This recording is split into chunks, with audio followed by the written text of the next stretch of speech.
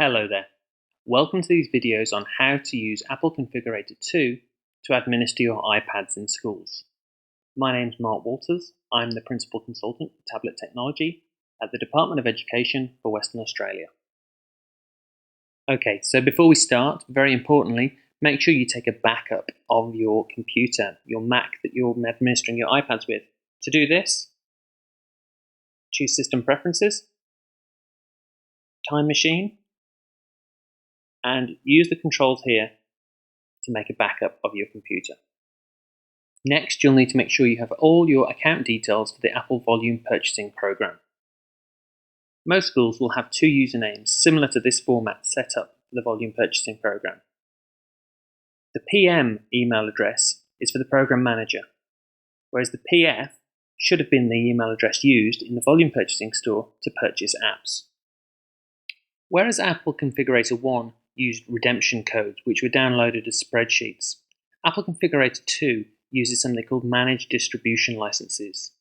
So if you've been using Apple Configurator 1 and you've previously purchased apps through the Volume Purchasing Store and downloaded spreadsheets, the first step you need to do is to request a migration of these codes to use them as managed distribution.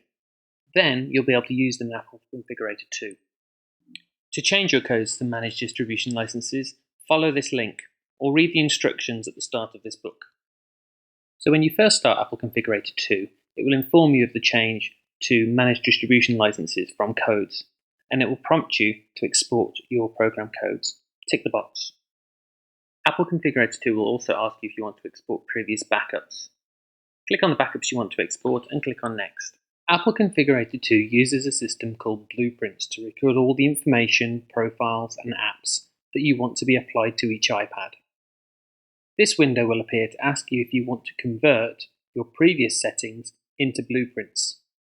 Click on one you want to select and click on Next. You'll now be given a summary of all the information that Apple Configurator 2 is preparing to migrate from the previous version of Apple Configurator. If everything looks okay, click on Next. You'll then be prompted to create a folder in which to store all this migrated information. Choose a folder name that you'll remember, choose a location for the folder, and click on Migrate. Apple Configurator 2 will then begin importing your information from previous versions, and a status bar should tell you when it's ready. Browse to the folder that you created earlier, and you'll see the information that has been migrated for you, including profiles and old program codes. Once you finish this process, you'll be presented with a welcome screen and a quick tour, which is recommended that you follow.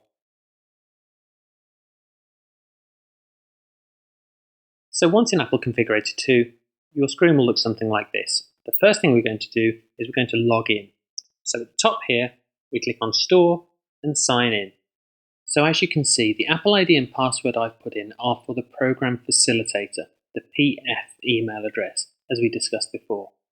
It's very important at this stage you put in the Apple ID and password that you used in the past to buy apps from the Volume Purchasing Store. So the first time you log in, you'll be asked if you want to enable Volume Purchasing Managed Distribution. Make sure that you have signed in with the email address you used in Apple Configurator 1 to purchase apps from the Volume Purchasing Store. Once you're sure, click on Enable. So I've signed in to Apple Configurator 2 using my Program Facilitator username and password.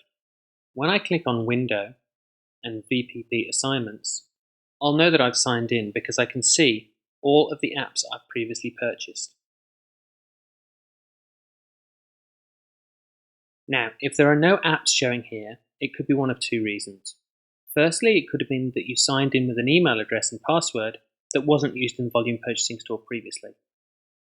However, if you are signing in with the correct email address and you're still not seeing any apps, it's probably because you haven't yet converted your codes to managed distribution licenses. So let's recap. We converted our old codes from Apple Configurator 1 into managed distribution licenses. And we've migrated our information like profiles and settings from Apple Configurator 1 into Apple Configurator 2. In the next video, we're going to look at how to make blueprints.